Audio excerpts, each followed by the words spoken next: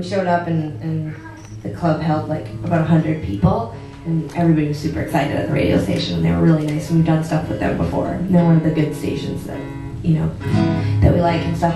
But I don't know what happened and where the mistake and where the, I don't know, but all I know is that instead of 100 people showing up, like 20 did, or like 15 or something. And our show had been sold out for a couple of months, and so it was totally one of those things where you're like, how can this be? Like, why wouldn't anyone show up? And as it turned out, the only way you could get tickets was you were on their website, and you had to answer questions about their advertisers, and so it was just like, you know, people that want to win free stuff, you know, it's like they didn't even know who we were. Like, they're like, I didn't win a blender? Yeah. So the radio station gives away the 100 tickets and thinks everyone's going to show up, but probably most of the people were just like, you know, I want to win a trip to Cabo. Yeah.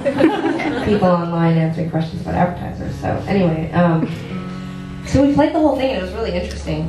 It was an interesting thing, and we still had like lots of fun. And there was a few people that seemed like they knew who we were, but the whole front section or whatever was drinking beer and smoking, and it was like you could still smoke indoors there, and it was like noon. And Sarah and I are kind of like, we have like, I don't know what is wrong with us, but we do have some mild versions of certain disorders and mental illnesses, I think. And we both tick out like when we find a theme. As you can see now, we're talking about radio. Like we get stuck on it, and we like immediately focused on the people that were smoking, and like and couldn't stop like being like, wow, you can smoke indoors right now, inches from us while we're playing. And then it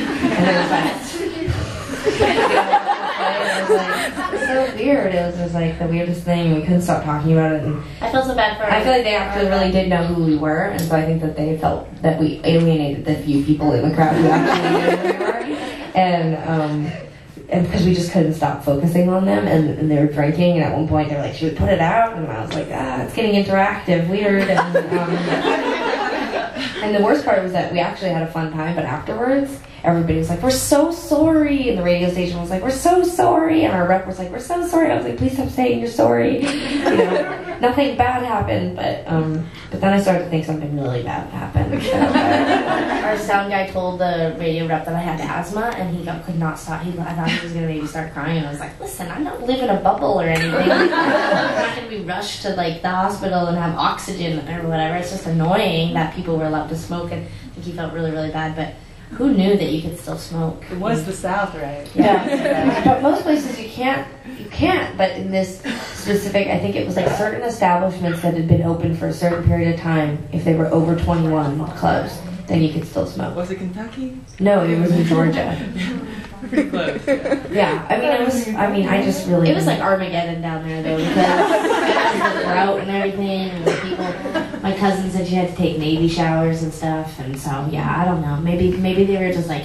It was like they were giving up all hope, you know, drinking in the afternoon, smoking cigarettes, the end times have come. Yeah, maybe. Yeah. This is what this one's about. We're just going to play this one more, and then we're going to sign and take photos if you want to take photos or whatever you want to do. But we want to thank the radio station and you guys for having us here. And thank you for putting up with all our chatting. And I do apologize for my sickness. I hope you'll be satisfied with this truncated performance. And that's it. And are any of you coming to the show tonight? It'll be very different than this. I will be in a unitard, and we do people say we've changed. Selling out. I'm like, I just always wanted to wear a unitard. Okay? I said that on the radio yesterday that we wear unitards and have canes. No, I said that Rihanna in her video has a unitard and a cane, but I can still dig the song, you know? I mean, regardless of the unitard. But then you said that we were going to... I have a special affection for unitards because I was the sound engineer on a high school play. My drama teacher was... how many times are we going to have to hear about that? In high school, my drama teacher... It's a really interesting idea. We went to a very interesting high school, and our drama teacher, he choreographed and wrote...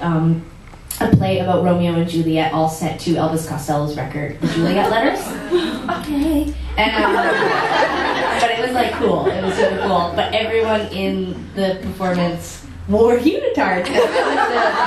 I was the sound person, and I just had to like watch my peers dance around in this very like intense version of Romeo and Juliet, but all set to Elvis Costello's The Juliet Letters. I don't know, it was weird, and but I loved it. But like, it was pretty intense, like watching everybody dance around at unitards like day after day after day after day. Because like unitard, you see like everything, and these are not like athletes. Like that's what I think unitards are meant for. Is like people with bodies. It's like one step away from naked, and so I don't think it's meant for like everybody, you know. But like, you know, they just like stuck it out, and I really appreciated it. My drama teacher.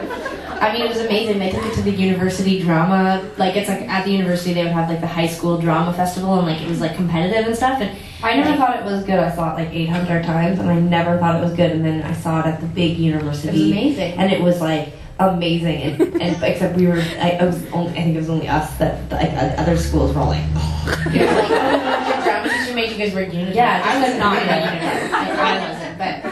I was like, whatever, man. Like, you just, you know, you have to like strip away all the, I don't know. It was, you know, silly. But anyways, I don't know why I brought that up. But we will also be in unitards doing an improvised dance to Elvis Costello's The Juliet Letters this evening at an undisclosed location. So, anyways, okay. Here's the last song. It's called 19. I felt you in my legs before I ever met you.